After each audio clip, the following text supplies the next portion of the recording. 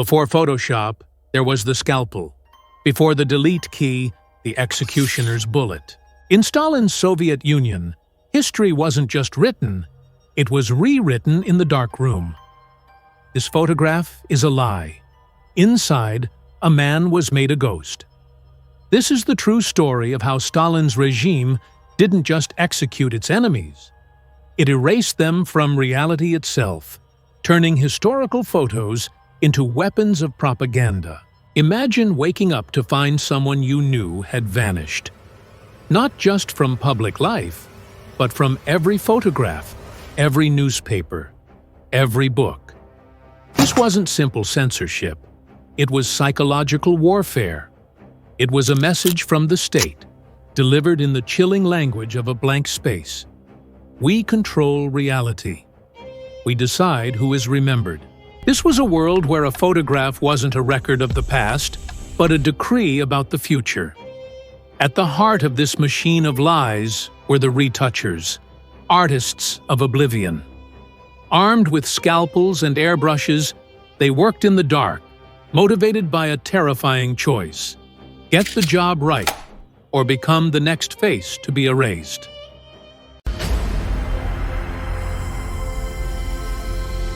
So, how was it done?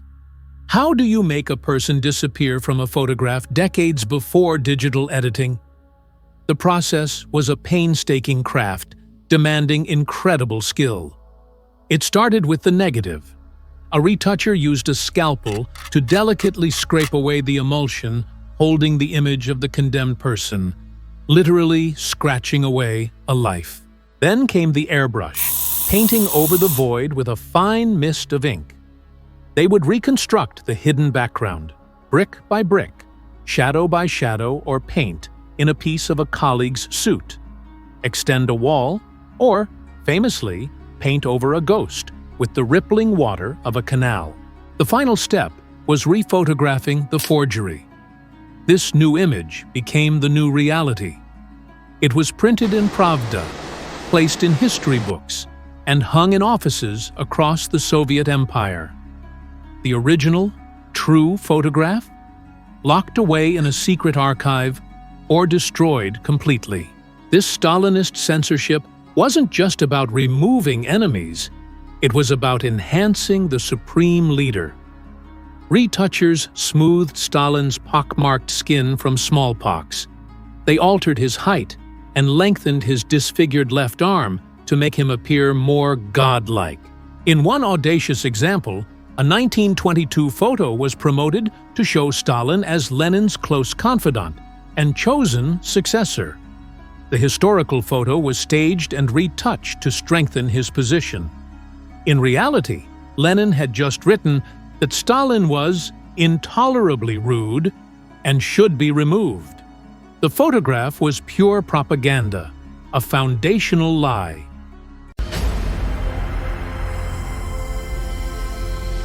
No story better illustrates this terrifying process than that of Nikolai Yezhov.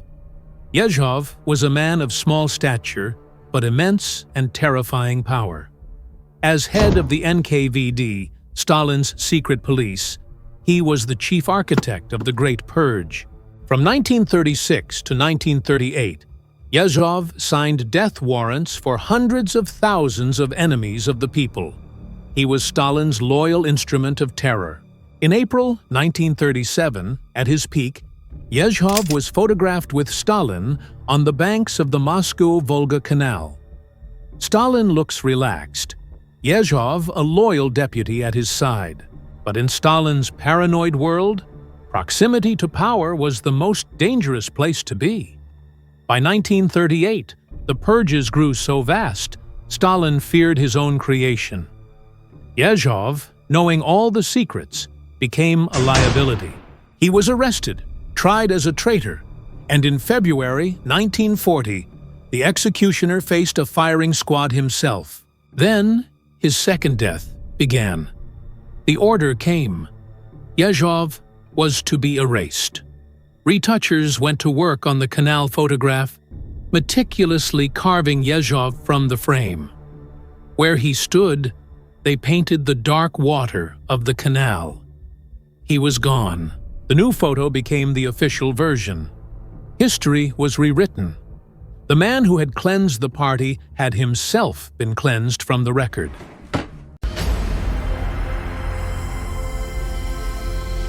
If Yezhov's erasure was about punishing a fallen favorite, removing Leon Trotsky was about rewriting the soul of the revolution. Trotsky was no mere subordinate. He was a founding father of the Soviet state, Lenin's right-hand man and founder of the Red Army. After Lenin's death, he was Stalin's chief rival. Stalin outmaneuvered him, exiled him in 1929, and had him assassinated in 1940. But killing Trotsky wasn't enough. His legacy had to be annihilated from every historical photo and record. The most famous example is a photo from May 5, 1920. Lenin is delivering a speech to Red Army troops. On the steps to his right are Leon Trotsky and Lev Kamenev. It's a powerful image of the revolution's leaders. But in Stalin's Soviet Union, this historical photo could not exist, showing Trotsky honored beside Lenin. So the censors went to work. In later versions, the steps are empty. Trotsky and Kamenev vanished. The rostrum was extended to fill the space. It's as if they were never there. This happened repeatedly. Group photos were airbrushed as each person was executed, until only Stalin and Lenin remained. This wasn't just altering a photo, it was altering the past, creating deep uncertainty and fear. People began to doubt their own memories.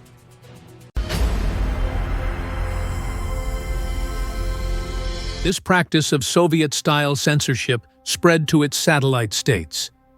A bizarre and chilling example comes from Czechoslovakia, a story immortalized by writer Milan Kundera. In February 1948, communist leader Klement Gottwald stepped onto a Prague balcony to address a crowd. Beside him, his comrade Vladimir Klementis saw Gottwald was bareheaded in the snow, so he placed his own fur hat on Gottwald's head. The moment of comradely care was captured by a photographer. The photo became a famous symbol of the new communist era. 4 years later, Klementis was charged as a traitor, tried, and executed. Censors immediately went to work. Vladimir Klementis was expertly erased from the iconic photo. He was gone from the balcony, gone from history. But the Retouchers made one absurd mistake. They removed the man but forgot his gesture. On Klement Gottwald's head remained the floating fur hat. All that remained of Klementis was his hat. A surreal detail capturing the grotesque logic of totalitarian censorship. A man can be erased, but his hat remains, a silent witness to a ghost. This Soviet propaganda was psychological violence on a mass scale. In this atmosphere of fear, citizens learned to self-censor. Families of the condemned were forced to take scissors to their own photo albums, defacing images of their loved ones. They had to destroy the image of a husband or father, lest they also be branded an enemy. It was a command to mutilate your own memory. The empty spaces in these historical photos are silent screams from a past that refuses to be forgotten. The state's message was absolute. Your memories, your family, your very reality belongs to us. When George Orwell wrote in 1984, "Who controls the past controls the future," he wasn't writing fiction.